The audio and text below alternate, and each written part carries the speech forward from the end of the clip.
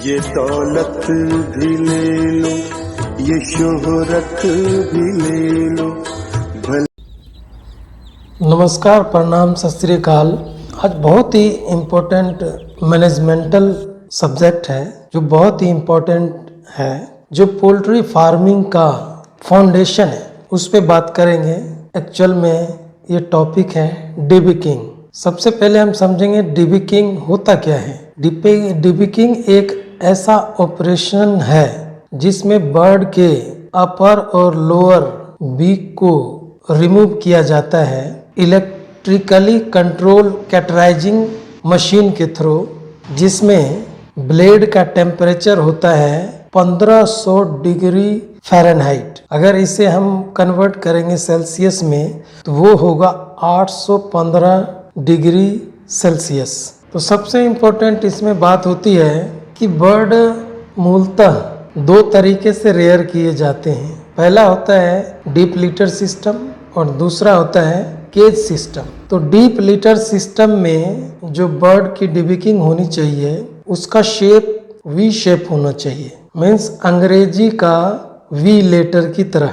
और nipple drinking system में डिबकिंग होना चाहिए, वो होगा अंग्रेजी के लेटर एल के शेप में। पहले जमाने में टचिंग होता था, फिर डिबकिंग होता था। अब टचिंग बिल्कुल बंद हो चुकी है, अब सिर्फ डिबकिंग किए जाते हैं। तो डिबकिंग के दौरान जो प्रोसीजर किए जाते हैं वो इस प्रकार से है।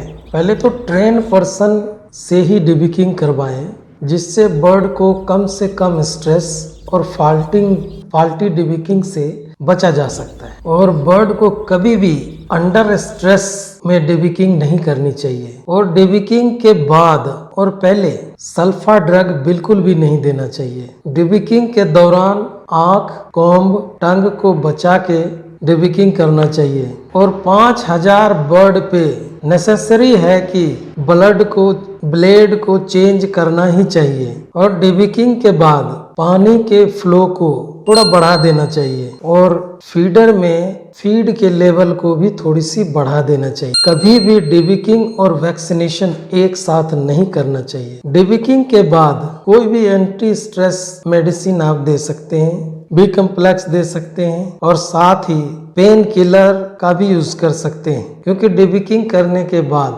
कहने का मतलब उसके चोंच को काटा गया तो ऑब्वियसली है कि बर्ड को दर्द महसूस होगा, तो इसको रिमूव करने के लिए पेन किलर का यूज जरूर करना चाहिए। और डिबकिंग के फायदे बहुत सारे हैं। इससे पिकिंग और कैनिबलिज्म के केस होने से रोकता है और बर्ड सिलेक्टिव फीडिंग भी नहीं कर सकता है। फीड एफिशिएंसी भी इम्प्रूव हो जाता है और एग ब्रेकेज भी मिनिमाइज हो जाता है। बर्ड में अच्छी यूनिफॉर्मिटी होती है, जिसकी वजह से पीक प्रोडक्शन अचीव बर्ड आसानी से कर लेता है। फीड वेस्टेज भी बचती है और लिवेबिलिटी परसेंटेज भी बढ़ जाती है। मोर्टेलिटी में भी कमी देखी जाती है। और सबसे इम्पोर्टेंट होता है पहला अंडा ही आपको लार्जर साइज में मिलेगा। और साथ ही लेइंग साइकिल के दौरान आपको ज्यादा एग मिलने के चांसेस होंगे। और साथ ही डिसएडवांटेज तो हर चीज के होते हैं।